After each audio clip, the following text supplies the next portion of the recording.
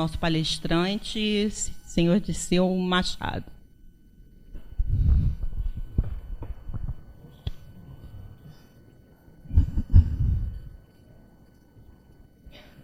Minhas irmãs, meus irmãos, que a paz do nosso Mestre Jesus permaneça em nossos corações.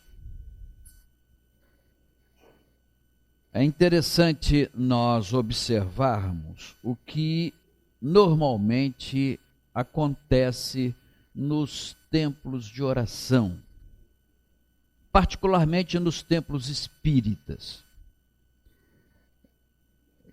Quando nós estamos em dificuldades de qualquer sorte, uma moléstia ou uma decepção com amigos, com o companheiro, com a companheira, com os filhos, é muito comum. Há pessoas que sofrem pela ingratidão dos seus familiares, filhos principalmente. Há casos que são relatados com muita frequência, ingratidão. Nesses casos, em geral, todos procuram um templo de oração. Se sentem tão minúsculos, tão incapazes de enfrentar situações adversas. As aflições são tão grandes que nós, em geral, buscamos a explicação e a proteção do alto num templo de oração. Muitos ficam satisfeitos com o frequentar uma igreja católica. Em geral, encontram amigos. Às vezes, enquanto estão lá, se sentem tranquilos, calmos. Às vezes até descobrem momentos de alegria, de diversão, ao contar casos entre si.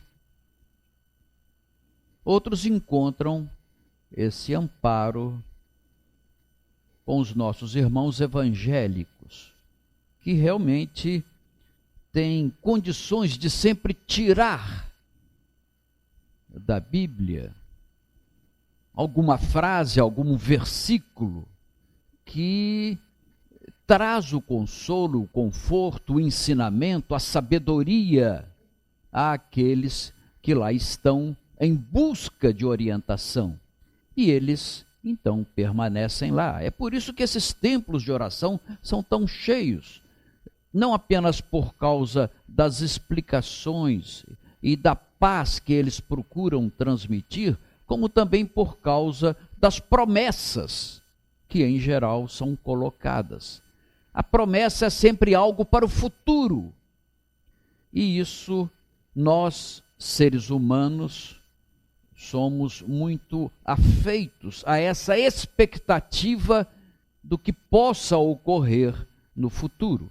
E é por isso que não apenas os templos de oração ficam muito cheios, como também as casas lotéricas ficam muito cheias quando o prêmio é muito grande. Há sempre aquela expectativa do futuro, de nos tornarmos, de resolvermos os nossos problemas, pelo menos financeiramente. Aqui, num templo espírita, funciona da mesma forma. Todos nós procuramos em busca de algo que nos encha de satisfação, de alegria, de explicação, de conforto, mas principalmente que mantenha a nossa fé acesa e a esperança de conseguirmos aquilo que viemos procurar. E quando aqui chegamos, nós rapidamente nos transformamos de usufrutuários em algo mais. Parece que somos infectados pela moléstia de querer servir ao próximo. a grande maioria dos frequentadores de um templo espírita, em pouco tempo, justamente se transformam em trabalhadores. São os trabalhadores da última hora. Isso é muito interessante, porque mostra que todos nós procuramos seguir as pegadas de Jesus. Procuramos seguir os seus ensinamentos, o que ele veio nos trazer de conforto, de ensinamento e de exemplificação. O cuidado com o nosso próximo, de qualquer nível social. Em geral, quando nós pensamos em Jesus, nós sempre pensamos em Jesus acudindo àqueles estropiados, aqueles doentes, aqueles que estavam errados, muito errados. Mas se formos ler com mais profundeza, com mais cuidado, nós vamos ver que Jesus não fazia distinção do nível social das pessoas atendidas, das profissões ou das atividades que cada um exercia. Ele atendia a todos, indistintamente. Muitos pensam que apenas os pobres eram o objeto do seu cuidado. E não era bem assim. Tanto assim que um dos nossos evangelistas, Mateus, era um coletor de impostos. E ele foi buscar Levi, que era o nome do nosso Mateus, para segui-lo. E Mateus foi um dos primeiros a escrever sobre a vida de Jesus. O Evangelho segundo Mateus é muito importante em toda a cristandade. Esse que nós lemos hoje em dia, do Evangelho segundo Mateus, ele está um pouco inflado e escrito de uma maneira um pouco mais ampla do que os primeiros escritos de Mateus. Mateus se preocupou muito com os ditos de Jesus. E dizem que os primeiros escritos de Mateus foram aqueles que serviram mais tarde a Paulo de Tarso para conhecer quem era aquele Jesus que ele tanto perseguia e que foi buscá-lo na estrada de Damasco. No livro Paulo e Estevão tem uma passagem em que logo depois que Paulo foi curado da cegueira, ele se tornou cego quando viu uma claridade muito grande. Todos nós conhecemos aquela passagem.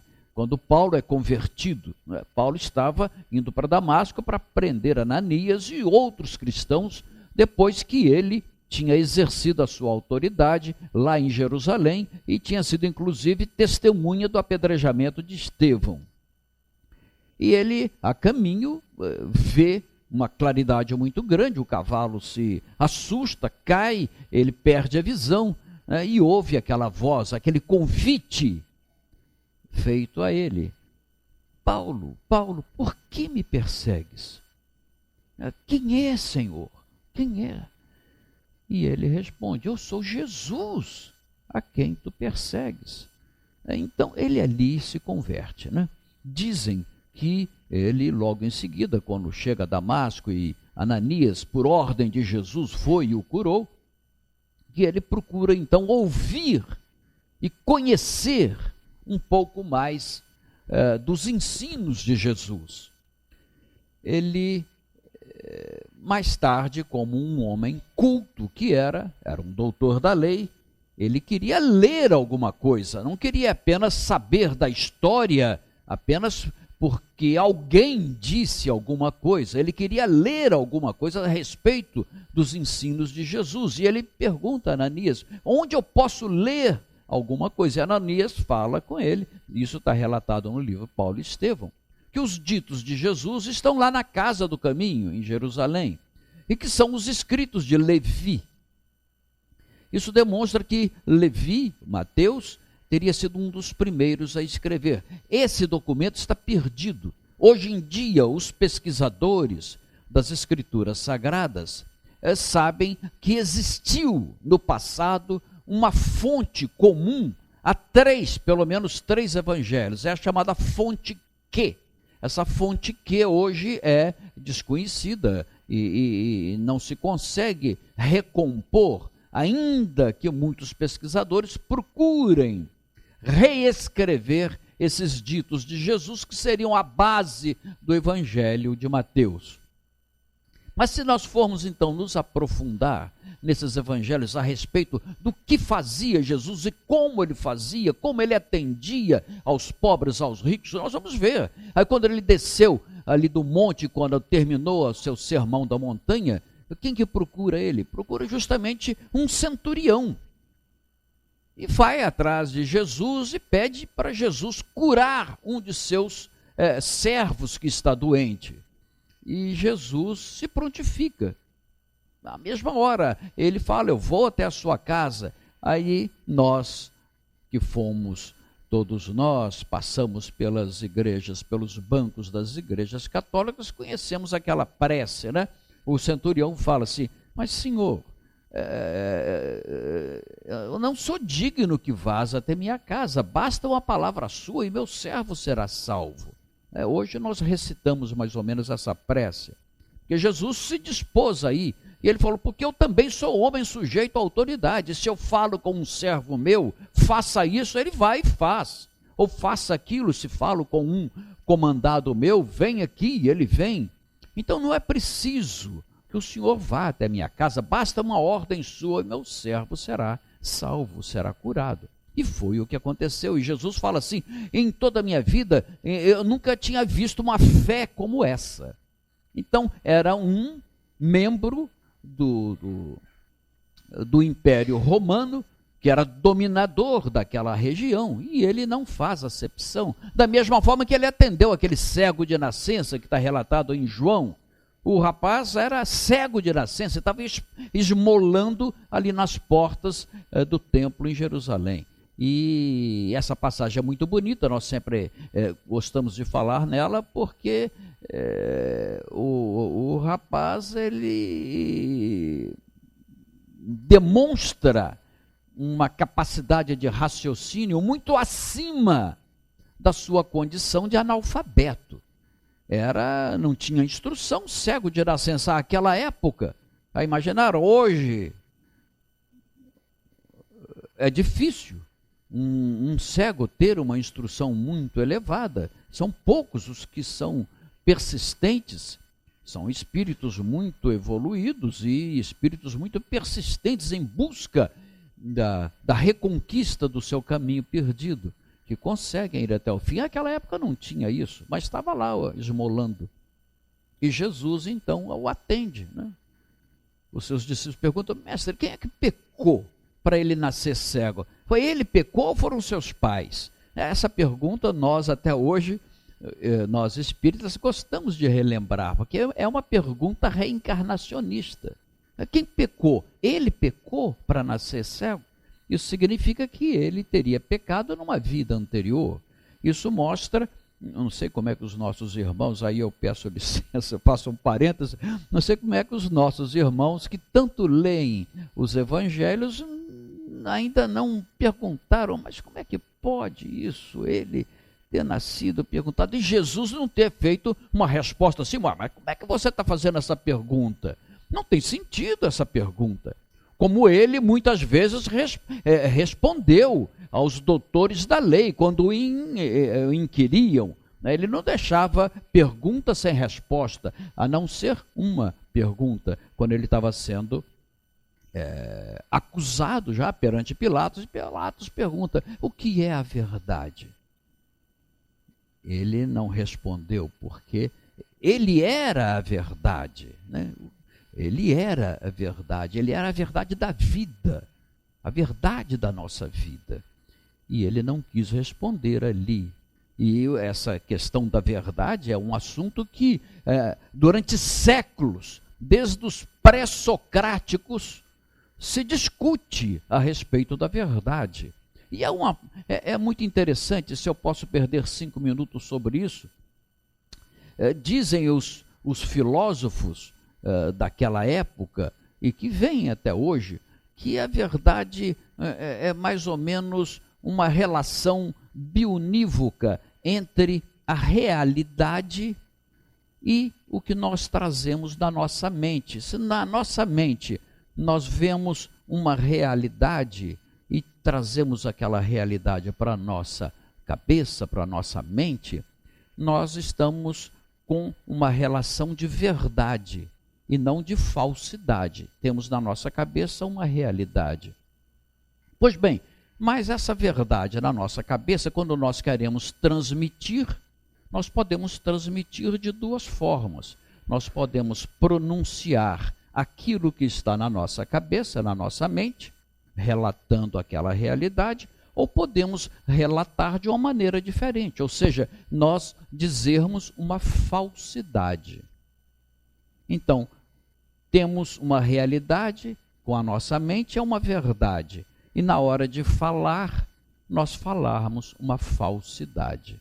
Transmitir uma falsidade agredindo o que está na nossa mente. Mas pode-se dar outra coisa também. Nós vemos uma realidade e quando nós trouxermos essa realidade para a nossa cabeça, nós vemos de uma maneira distorcida. Vemos de uma maneira errônea, ou seja, aquela realidade não corresponde ao que nós temos na nossa cabeça. Nós achamos que é, mas não é, é diferente. E quando nós falarmos para alguém, nós vamos falar o que nós temos na nossa cabeça. Então, para nós estamos falando uma verdade. Entretanto, aquela verdade é uma falsidade.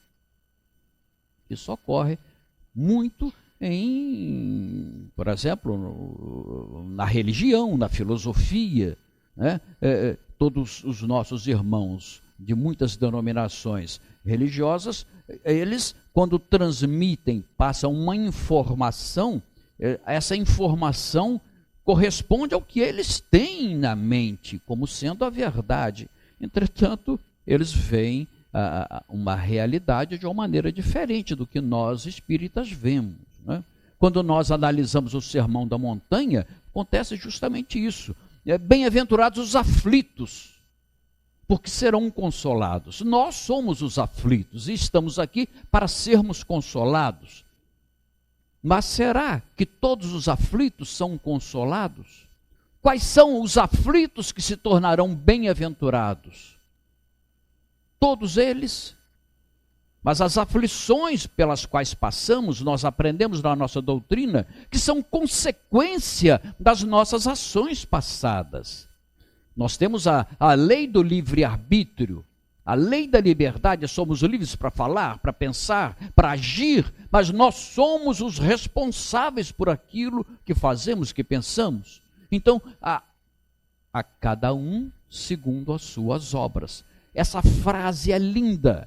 Ela corresponde à lei da responsabilidade, a cada um segundo as suas obras. E essa frase, a cada um segundo as suas obras, é tão antiga quanto a humanidade.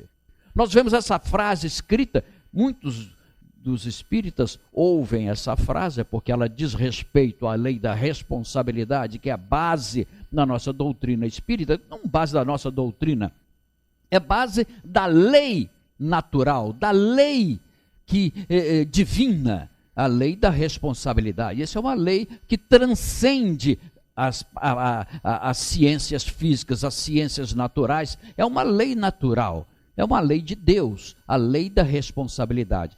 E isso é tão antigo que está lá no livro de Jó. Jó foi contemporâneo de Abraão, Isaac, Jacó. Jó é um dos mais antigos do Velho Testamento. E lá no livro de Jó tem uma passagem que fala: porque Deus vai retribuir a cada um segundo as suas obras. É muito antigo, não foi Jesus que falou essa frase. Muitos dos nossos irmãos espíritas pensam que porque essa frase também aparece no Novo Testamento, justamente no Evangelho de Mateus, tem um versículo lá em que aparece que nosso Pai retribui a cada um segundo as suas obras.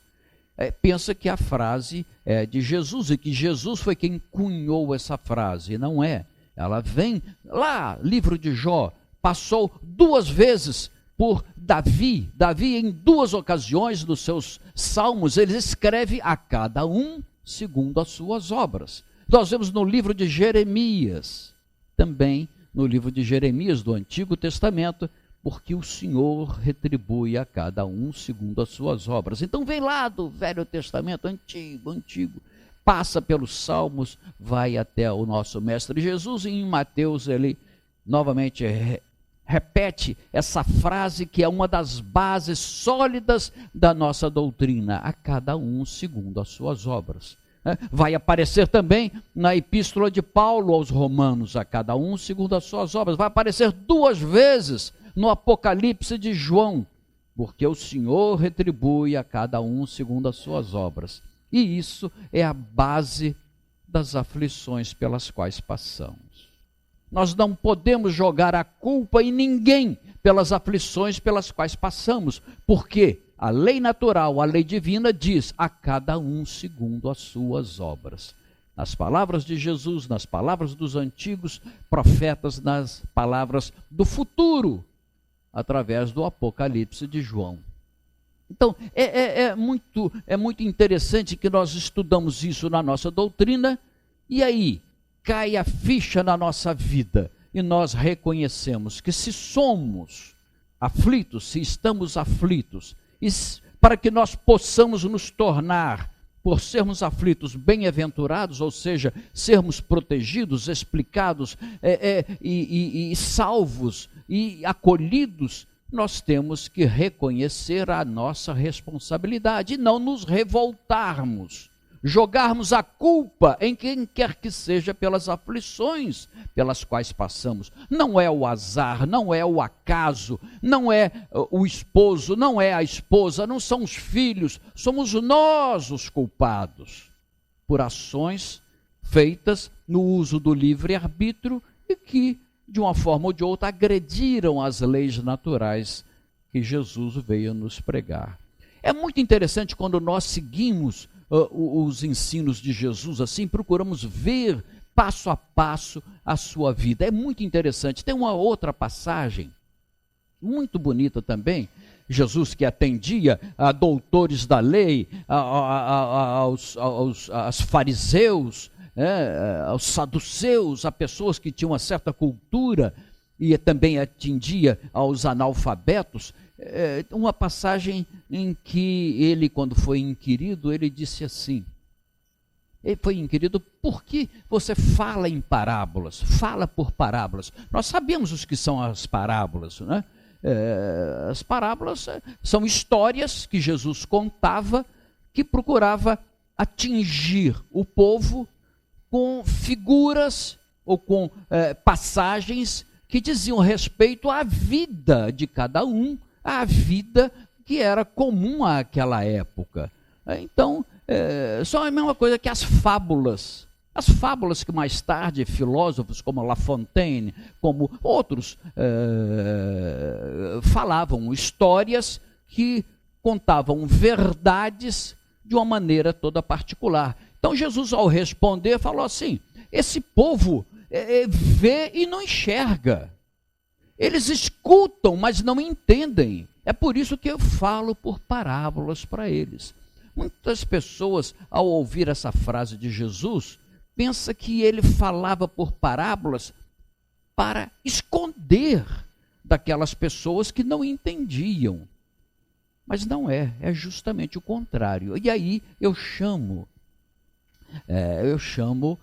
o testemunho das professoras, dos professores, daqueles que também tentam explicar algo a outras pessoas que não têm a capacidade de entender muito bem o que se quer dizer.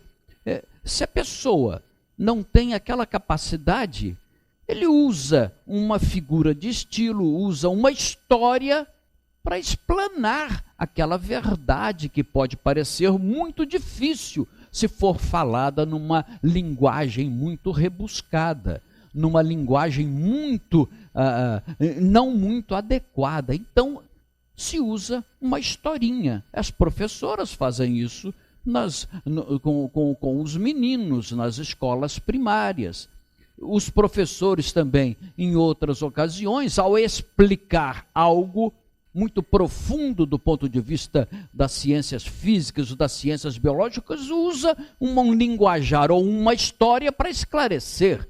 Então, as parábolas, que são essas histórias, não vieram para encobrir verdade nenhuma. As parábolas são faladas justamente para esclarecer, porque não tem sentido Jesus vir no meio do povo e tentar esclarecer verdades do Pai Criador e, ao mesmo tempo, usar no seu linguajar histórias, parábolas para esconder aquela verdade. Pois se ele veio justamente para propalar essas verdades. Então, há parábolas lindas nos ensinos de Jesus, parábolas muito bonitas que dizem respeito ao como nós devemos proceder. Por exemplo, a parábola da dracma perdida. Vocês sabem que pela lei mosaica era proibido trabalhar aos sábados. E até hoje respeitam, e nós respeitamos esse costume. Entretanto, Jesus queria mostrar a todos que não deve existir um dia onde não se possa fazer o bem ao próximo. Então, ele usou, por exemplo, essa parábola da dracma perdida, e disse assim: se uma pessoa, se uma senhora perder uma dracma, ela não vai largar tudo que tem, inclusive aos sábados, né? E vai procurar a dracma, e se a encontra, ela vai comemorar, vai chamar as vizinhas, vai chamar as amigas para comemorar, porque ela tinha perdido aquela dracma, que era um dinheiro que tinha um certo valor, e aqui tinha encontrado. Da mesma forma, se um pastor tiver 100 ovelhas e perder se extraviar, ele vai deixar os 99 lá no abrigo e vai procurar aquele que tinha se extraviado, e encontrando, ele o traz sobre os ombros, ainda que seja no sábado. Ou seja, nesses casos, o sábado não é respeitado. Então, se não é respeitado nesses casos, também não deve ser respeitado quando se quer fazer o bem. Aquela história que eu contei do cego de nascença, quando Jesus cura o cego de nascença, vocês sabem como é que foi feito. Bastava ele ter dito uma frase qualquer: olha, você está curado. E ele seria curado. Da mesma forma que fez com aqueles 10 leprosos que se aproximaram dele e falaram: meu Senhor, me cure, Jesus, socorre-nos. E ele falou: podem ir, vocês estão curados. E os 10 ficaram curados, foram embora, todos alegres. E aqui eu faço um novo parêntese: quantos voltaram para agradecer? 10%. 10%.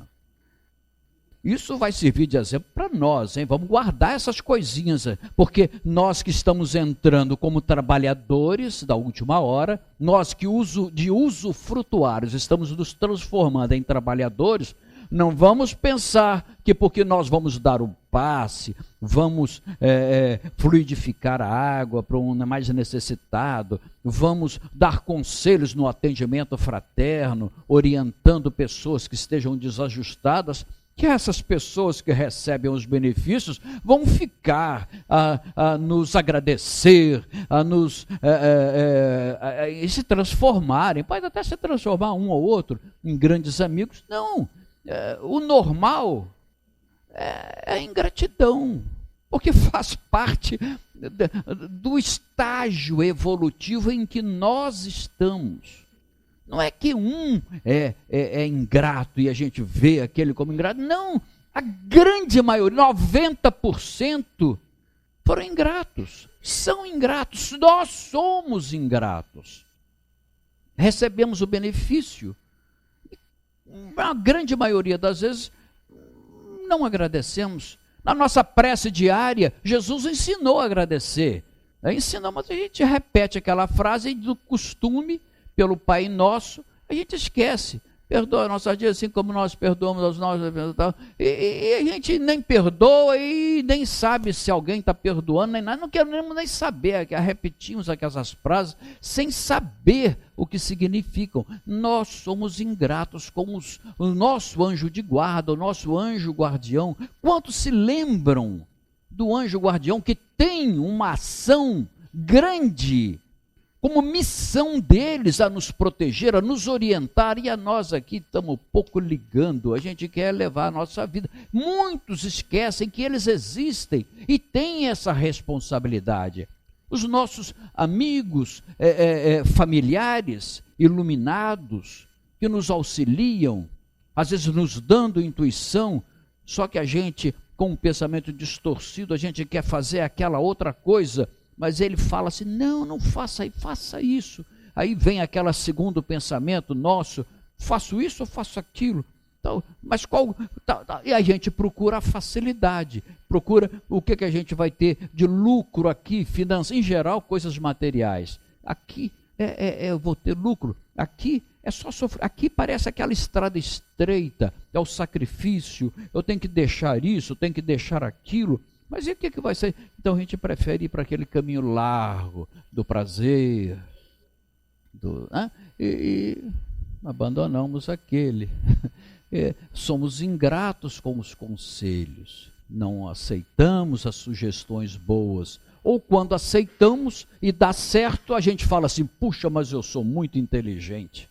Olha só, eu tinha duas coisas a fazer, uma alternativa, eu podia fazer isso ou fazer aquilo, eu escolhi aqui por causa do meu raciocínio lógico, me dirigiu aqui, numa maior ingratidão, esquecendo do plano espiritual a nos auxiliar.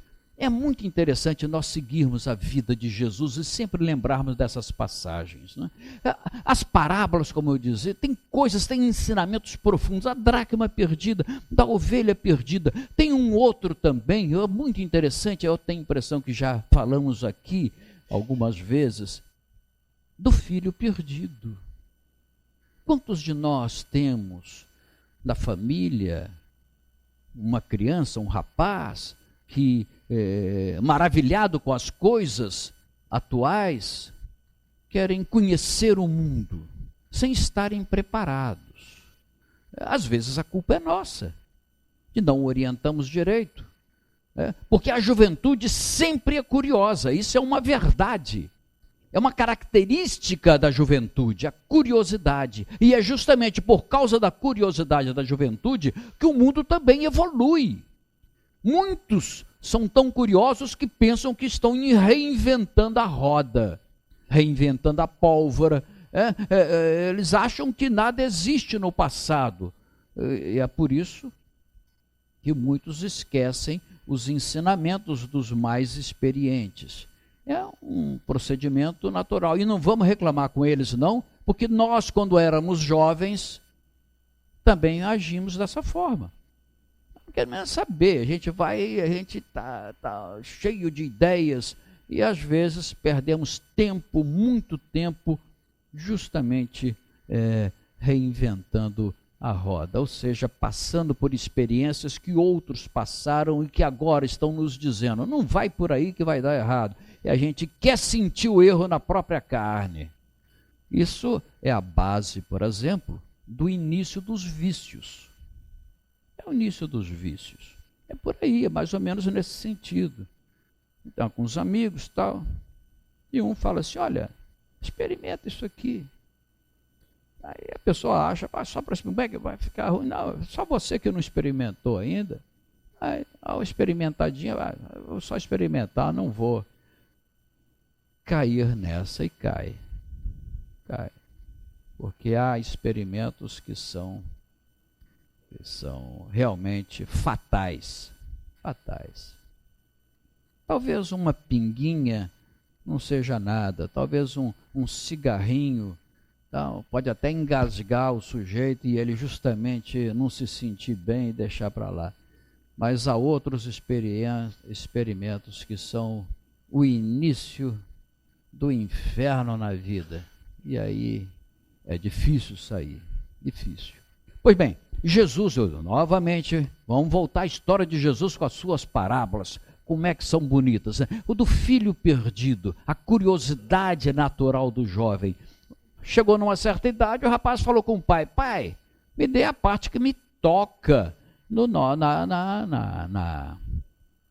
dinheiro da família, da herança. E o pai, sem discutir muito, tal, pega o dinheiro e entrega o rapaz. O que o rapaz faz? Vai, mundão grande, né? Vai conhecer o mundo, saiu, vai conhecer, e leva uma vida totalmente desregrada, pensando que dinheiro se colhe em árvore, igual folha verde, vai embora, e não sabe como recuperar aquilo, e gasta tudo que tem, tudo, sem pensar em trabalho, apenas em prazeres mundanos, como muitos jovens, não todos, mas muitos entram por esse caminho. E quando acabou tudo, viu que dinheiro não dá em árvore, tem que trabalhar. Só que o que ocorreu? Uma crise econômica. A culpa dessa vez não foi da Dilma, mas naquela época, foi muito tempo atrás. Crise financeira, econômica. E não tinha emprego. Não tinha serviço, tudo ocupado. Tinha um senhor lá que tinha uma fazenda. Ele se alistou para trabalhar. Ele era trabalhador sem terra e foi trabalhar, foi cuidar dos porcos. Sobrou só para ele cuidar dos porcos do proprietário. Não tinha outra coisa. E ele não tinha o que comer, não tinha mesmo. E ele via aquela comida dos porcos, tinha vontade de comer. Aí o que aconteceu? Começou a raciocinar. Né? É o que ocorre conosco quando nós tomamos uma decisão errada. Ele tinha tomado. Ele não podia culpar ninguém. Não podia. Para falar, a culpa foi do fulano, a culpa foi do meu pai que me deu o dinheiro, ou a culpa foi do meu irmão que ficou lá trabalhando com o pai. A culpa é dele, ele que pegou o dinheiro e gastou. Então, o remorso, o arrependimento, quando bate, é terrível. Ele cai em si, é a frase utilizada, bíblica, caindo em si, ele viu o erro que cometeu e se arrepende, como nós nos arrependemos de tantas coisas que fizemos. E ele então fala assim: eu vou voltar para a casa do meu pai, eu aqui estou morrendo de fome, e lá os empregados têm uma vida muito melhor do que a minha, o que eu estou fazendo aqui? Eu vou voltar para a casa do meu pai, e vou dizer a ele: pai, eu pequei contra os céus, e pequei contra ti, eu não sou digno de ser chamado teu filho. Eu quero que você me trate como um dos empregados. E voltou. O arrependimento, o remorso, essa parábola mostra a gente duas coisas, só no início. Primeiro, o rapaz não podia culpar ninguém, como nós não podemos culpar ninguém pelos erros que nós cometemos. Ainda que alguém nos deu um conselho errado, a culpa, a decisão foi nossa de seguir aquela sugestão. Porque da mesma forma que alguém nos sugere alguma coisa, sempre existe o plano espiritual, o nosso anjo de guarda que sugere o contrário. E cabe a nós a decisão. Então a culpa é sempre nossa, como foi do rapaz. E ele então ali se arrepende. Isso é uma parábola. Em geral, as parábolas de Jesus são sempre atuais.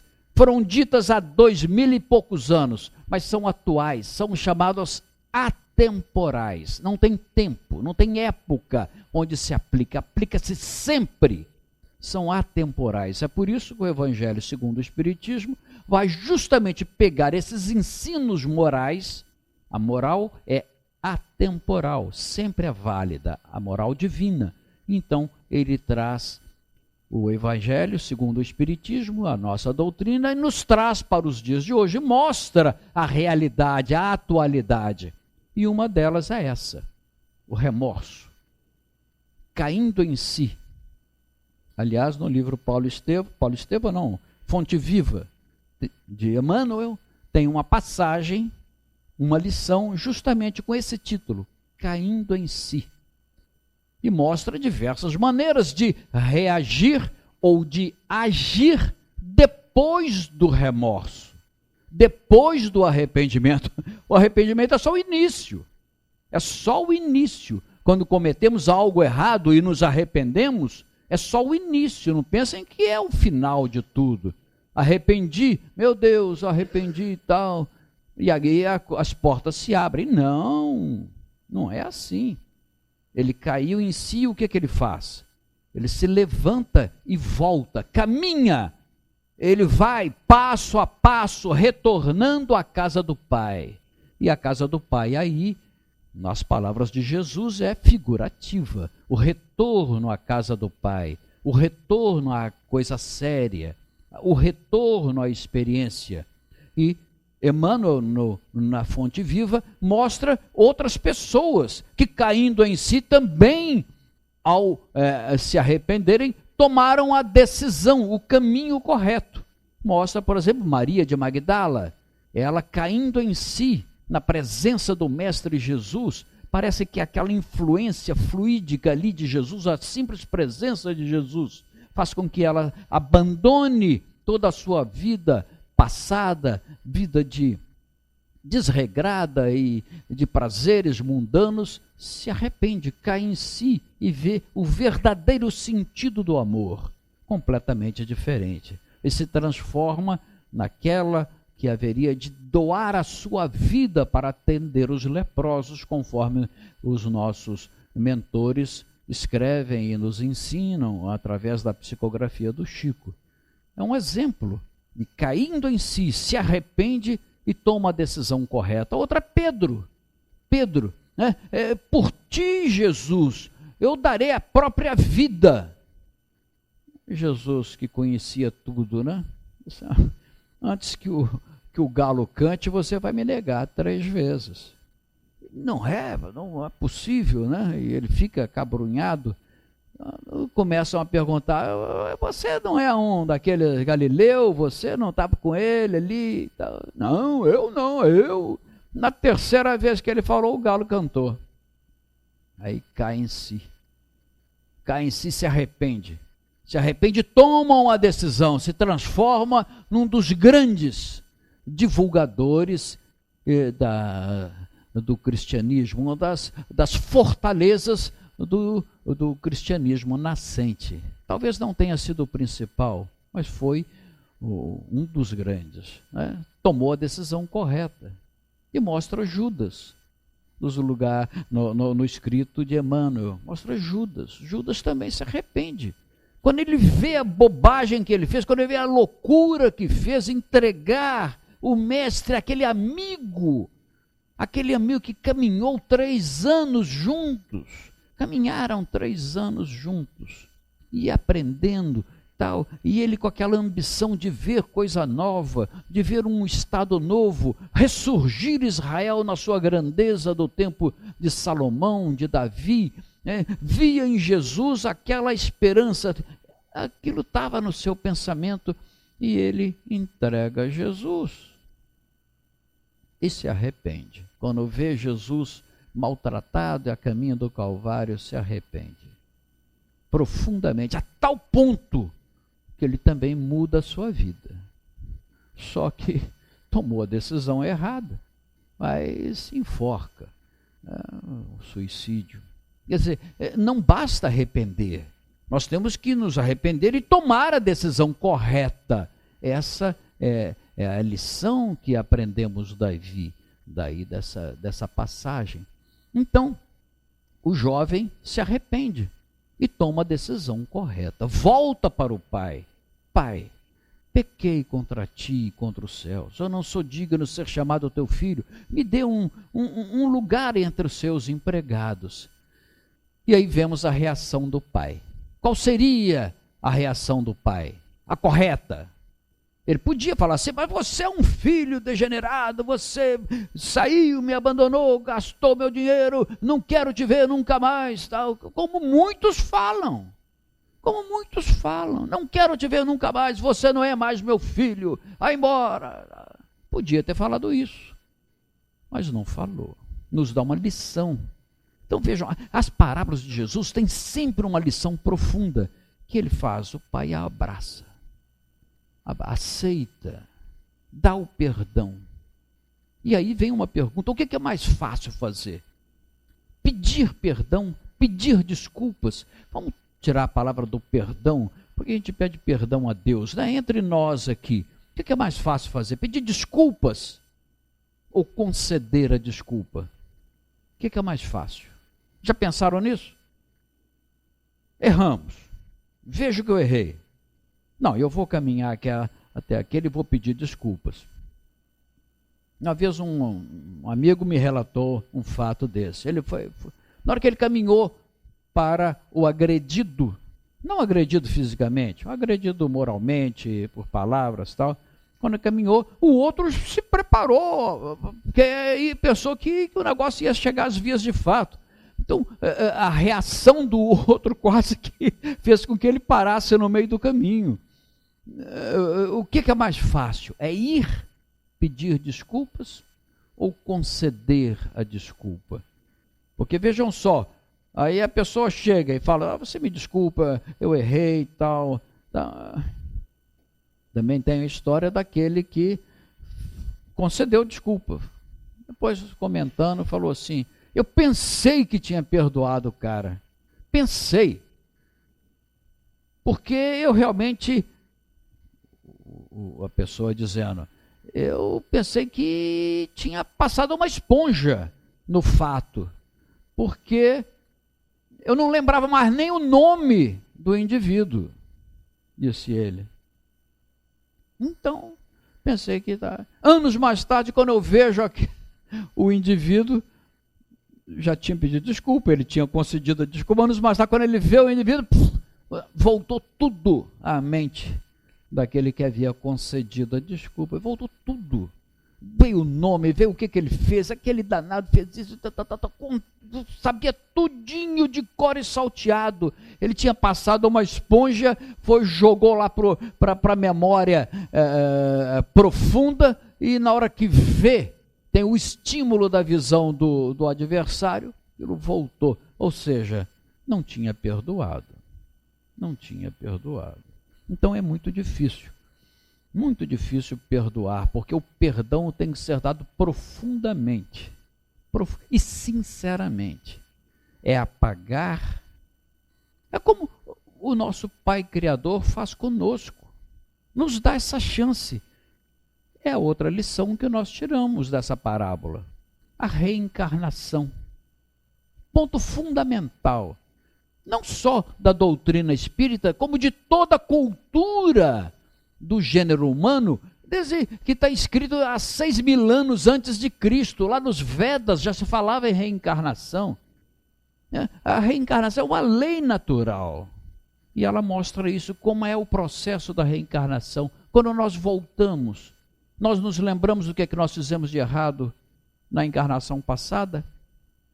Nós só sabemos das consequências que estamos vivendo agora, mas a gente não se lembra. E por que a gente não se lembra? Porque para nós superarmos aqueles fatos, nós temos que esquecer, passar uma esponja, e a partir do substrato que nós tivermos dentro do coração e dentro da mente, nós construirmos um caminho correto. É isso que é a reencarnação. E é por isso que temos que esquecer, mas verdadeiramente. O Pai Criador permite isso. A gente retorna, esquece, não lembramos de nada, mas nós temos dentro do coração, dentro da mente, aquela base que nós aprendemos lendo os livros bons, o Evangelho, indo lá no plano espiritual, enquanto nós estávamos preparando, aprendemos as lições todinhas e viemos aqui, esquecemos tudo o mal que fizemos e vamos recomeçar, começar tudo de novo. Esse é o meu próximo. aquele é o meu próximo. Ih, mas aquele eu não estou muito simpático, não. Mas temos que tratar como próximo. Jesus que disse isso. Se vocês cumprimentarem apenas aqueles que são amigos, o que vocês estão fazendo demais? Os fariseus também fazem isso. Vocês têm que amar a todos, amar os inimigos, inclusive. Ele não quis dizer, temos que amar os inimigos, mas a doutrina nos explica. Porque os inimigos são os maiores amigos que nós temos. Os inimigos são os únicos que apontam o nosso erro. Um amigo vai virar para a gente e falar assim, poxa, você está meio fora do peso, hein? Você está meio gordo, hein? Puxa, você está meio careca. Coisa desse. Não vai falar com uma senhora, por exemplo, uma amiga vai falar com a outra, você está gordinha, não vai falar, isso aqui não dá bem, não é um assunto a se tocar, né? Não vão, mas o inimigo fala. A adversária fala, ih, aquela gordinha, aquela isso, aquela aquilo, faladeira e tal, etc. O inimigo sempre aponta os nossos erros. É por isso que para nós eles podem ser considerados como amigos. Porque eles apontando os nossos erros e a gente sabendo, pela nossa doutrina, que a gente está aqui para corrigir os nossos erros, então é um amigo que está mostrando o caminho a seguir. Concorda? É por isso que Jesus falava, tem que amar a todos, aos amigos, aos inimigos, a todos, ao próximo de uma maneira geral. Isso está noutra parábola também, que é muito importante, tanto quanto essa do filho pródigo. Essa do filho pródigo é muito bonita, se nós continuarmos, é pena que a gente tinha que ficar umas 2 ou 3 horas aqui, né? Mas só que a gente tem que seguir ali o horário que está marcado. Mas a do filho pródigo mostra ainda, se continuar, a gente mostra o perdão do pai. Fala com o empregado assim, olha, vai lá, pega uma roupa mais bonita para o meu filho, pega as sandálias, dá para ele, o anel, põe o anel no dedo dele, busca lá o novilho cevado. Você sabe o que é novilho cevado, não sabe? Novilho cevado é um novilho que é criado desde bezerrinho, e que tem que passar por uma massagem e tal, ele fica protegido de sol, protegido, ele não vai ao campo, ele fica guardado e sendo amassadinho, todo dia faz uma massagem nele para a carne ficar tenra. Esse é o novilho cevado, muito bem alimentado e cevado. É o baby beef daquela época, né? Então, vai lá buscar o novilho cevado. Marta, vamos comemorar, vamos nos alegrar, porque o meu filho estava morto e reviveu, estava perdido e foi achado. Então começaram a comemorar. Aí vocês vão perguntar, e o outro? O irmão? A gente já sabe na doutrina que esse negócio de irmão, tem sempre um probleminha qualquer entre os irmãos, e que voltaram como irmãos na grande maioria, não são em todos, mas na grande maioria, para ver se ajustam aí os ponteiros, cortam as arestas, tal, se ajustam novamente, né? Aí o irmão desce lá do campo, estava trabalhando o dia inteiro, suado, louco de cansaço, chega de longe e vê uma festa danada, música, tal, comemoração, danças, aí chega e pergunta ao empregado, o que é que está acontecendo aí? É teu irmão voltou. Aí teu pai... Estamos comemorando o retorno do teu irmão. O que atualmente o irmão falaria? Mas, meu pai, eu trabalho aqui o ano inteiro, eu nunca discuti nada contigo, o que você manda fazer eu faço, agora esse meu irmão vai para a rua, vai para o mundo afora, gasta o teu dinheiro com a vida dissoluta, ele volta, você dá um bezerro cevado para ele, para mim que trabalho aqui dia e noite, tudo junto contigo, você não me dá nem um cabrito para comemorar com meus amigos. Está lá, está escrito lá. Basta ler lá na parábola. Aí o pai falou assim, meu filho, tudo que é meu é teu. Mas esse teu irmão estava perdido e foi achado. Estava morto e reviveu. Isso é motivo de regozijo. Vamos nos regozijar. Aliás, Paulo de Tarso também usa essa palavra, né? regozijemo-nos sempre, sempre. Regozijemo-nos sempre, com o sofrimento, com a alegria, na tristeza. Temos que regozijar. E na doutrina nós entendemos por quê. Porque quando nós estamos sofrendo, nós estamos resgatando coisas do passado. Então é motivo de regozijo e não de lágrimas. Regozijemo-nos sempre, sempre. O filho ouviu aquilo. Jesus não contou o resto da história. Mas aparentemente ele aceitou a argumentação do pai. Mostra então o poder de convencimento do pai, a autoridade paterna, a ponto de falar com o filho: esse teu irmão estava sumido e foi achado. Regozijemo-nos com isso. E o rapaz aparentemente aceitou. Será que hoje os irmãos ou o irmão aceitaria a palavra do pai? Devia, porque é atual. Acontece, isso acontece nos dias de hoje. Então é uma parábola muito bonita. Como é bonita uma outra também muito interessante, que é a do filho do bom samaritano. Vocês sabem como é que apareceu essa do bom samaritano? O bom samaritano é o que fala do próximo, né? E sabem por que fala só do próximo? Porque um doutor da lei foi inquirir a Jesus sobre qual era o maior dos mandamentos. E aí quando Jesus, nós que viemos de uma igreja católica, a gente conhece a chamada Lei Áurea. Lei Áurea qual que é? Vocês sabem qual que é a Lei Áurea? Amar a Deus sobre todas as coisas e amar ao próximo como a si mesmo. Essa é a Lei Áurea. Foi Jesus que anunciou? Não. Jesus foi inquirido.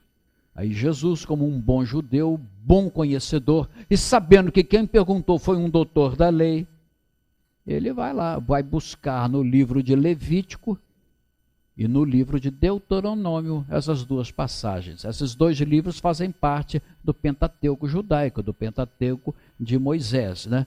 Ele vai lá buscar em Deuteronômio: amar a Deus sobre todas as coisas, com todas as tuas forças, com todo o teu entendimento. Esse é o primeiro e o maior. E o outro, tão importante quanto, foi lá buscar em Levítico: amar ao próximo como a si mesmo. E quando Jesus diz essas palavras, 3 evangelistas contam esse caso de uma maneira diferente. 3. Há muitas variações nos evangelhos, é por isso eu estou vendo aquele livrinho ali. Esse livrinho aqui conta as razões de tantas interpretações diferentes no evangelho. Chama Respingos Históricos das Escrituras Sagradas. Então,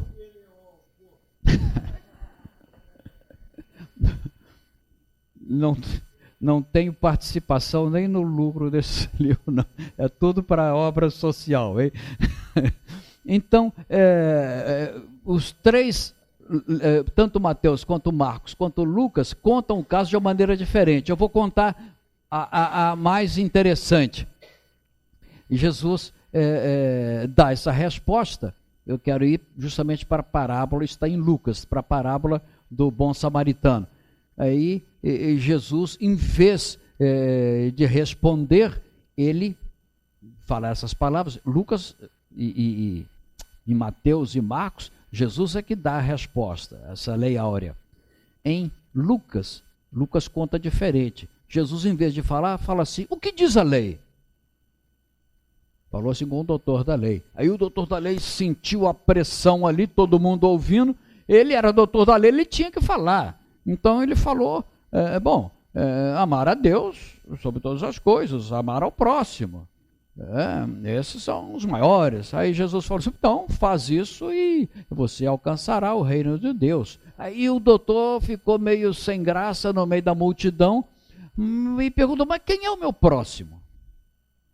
Jesus então conta a parábola do bom samaritano e mostra que o próximo é qualquer pessoa que a gente possa ajudar, independente de nacionalidade, de cor, de credo, porque justamente um samaritano que era tido como alguém que era um rejeitado pelos judeus, foi justamente o samaritano que atendeu a um judeu que tinha sido assaltado. Ele não estava lá no arrastão de Ipanema, mas também não estava na estrada, mas foi agredido na estrada, foi deixado como morto e foi atendido pelo samaritano. Ali é o próximo, que atende a todos, que mostra o amor ao próximo. Esse é o próximo.